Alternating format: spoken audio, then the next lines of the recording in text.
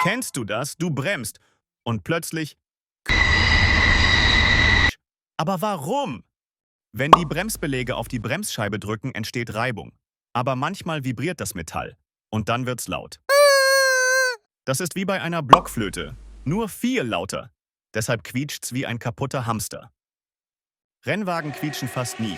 Ihre Bremsen sind heiß, stark und super genau eingestellt. Also quietschen, vibrierende Bremsen. Schon gehört?